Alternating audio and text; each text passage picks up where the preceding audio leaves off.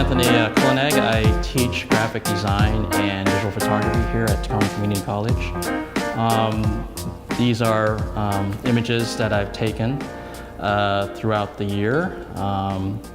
Some of these images were taken here in the Tacoma area. They're all black and white. Some of these images were taken during production of several short films that I made in the past 3 years. This image right here, this is actually from the LeMay Museum in downtown Tacoma. And I'm always looking for, form and shape and how the light is hitting the actual object.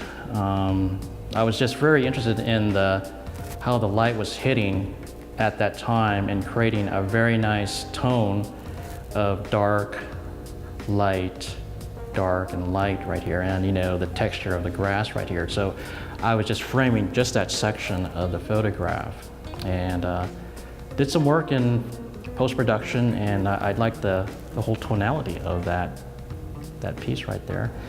This one here was taken during the winter time. I was just looking at different types of light during the time, and I just noticed this door was lit all by itself. And again, this one has a very dark tone with, strong highlights, so you have that kind of noir type of feel to it.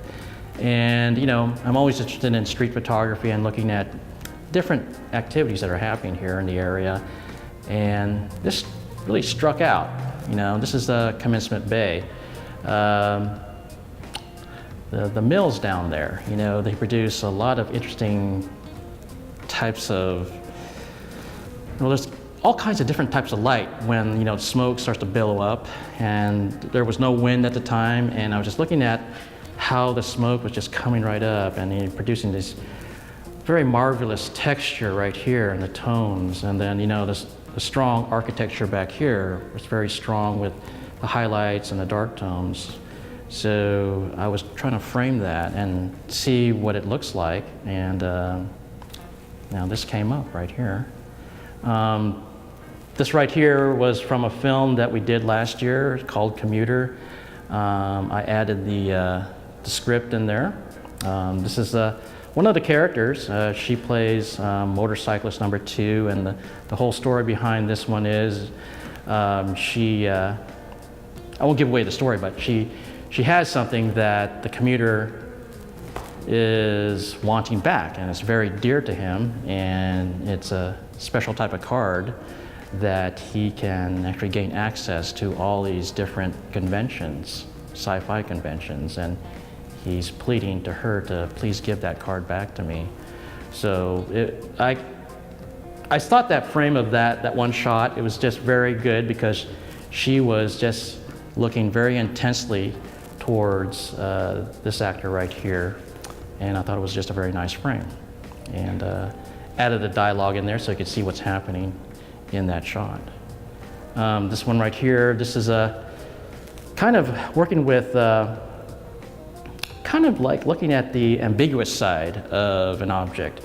I try to keep it out of focus, and you can see a little bit of the rendition of that bike in there. You can see a little bit of it, but it's not clear. But the form, how it looks, and the highlights, and the dark and light tones, you kind of gravitate towards that because I was looking at that out of focus, but you see some outlines right there. But it just kind of holds your attention when you see an object that you can recognize, but it's not in clear focus. This one right here, this is another film that I did about 3 years ago, so I added the script to it. This is Sarah. She plays the lead female role in the film, and it's about the event that happened back in 1947. This is a period piece about Kenneth Arnold. He spotted 9 UFOs over Mount Rainier, and what we did was we created a backstory behind that. And she is an investigator looking for evidence during that time where if there was evidence that was left behind by these UFO sightings. So It turned out really well. It's been getting a lot of recognition around the film festival circuit. Sarah plays a very mysterious character. She is well, her character is very ambiguous. We don't know if she is holding back on something or telling the truth. So there's this mystery behind this character, and that's how I wrote that character, to have her very ambiguous, but she is the main portion of that film. So we follow her all the way through the film, okay? And this one right here, this is a night shot, and this was taken in downtown Tacoma. I just noticed that the barber shop was open. And in street photography, you're always looking for that interesting element that happens in street photography, and you never know what's going to happen. And I picked up this really interesting light that's coming out of the barber shop, and then the curtains are drawn out in like a, you know, like a triangular shape. And in between that, we see the barber, and that's probably his friend. And they're doing a late night type of haircut there, having like a small conversation. So it looks like it was very intimate. The barber shop wasn't even open, so he was there, and I guess that was probably his friend that he was talking with. This one right here, this is a shot that was taken in Seattle, and I always look for tonality. In black and white photography, you always look for that tonality range, you know, like light, mid-tones, and you see your dark tones, and you try to frame that in the shot. And here, this was taken in the University District in Seattle, and I just noticed that the lines right here that are diagonal and one vertical, and then there was this aircraft flying in the sky, and I try to frame all those elements together to get that very simple shot. This was taken in Los Angeles, in Westwood. Again, you know, looking at the dark tones and highlights, I thought that was an interesting shot because it's a very nostalgic building that's been there for a long time. And this one right here is just a person. He was in a park and he was reading a book. Actually, he was tanning himself out there, but he wasn't really reading a book. But I just took a shot of the backside, and you know, we got this nice lighting right here, and the element right there, it looks very interesting. You know, he's there by himself, but you have these dark tones and highlights, and you got that shadow, and what's producing a very interesting composition in that photograph itself. So I thought it had a nice effect with the dark tones and light tones, and then that really nice rim light around the figure. Okay, so any questions? Oh, the books. Oh, okay, so these are books that I put together, and they're simple. Well, they're very simple as far as imagery. This first one was hardbound photographic book that I put together. Pretty much it has all the images up here on the wall, but I have little captions in there to describe each one of these pieces right here. This one here, I was just looking at the texture. You know, always look at something that really captures your eye. And in photography, your perceptiveness becomes more aware of things. You know, you don't look through the camera viewfinder. You just look at things and how they are arranged, how the light is hitting that particular object. And photography will give you that type of sense that, oh, that looks really interesting to look at. You know, I like to take a look at that in the frame and see how well it's going to be framed along with the lighting itself. Okay. So basically, you know, everything that's in here. Some of these are on the walls, some are not. This one here, again, street photography. This is at SeaTac.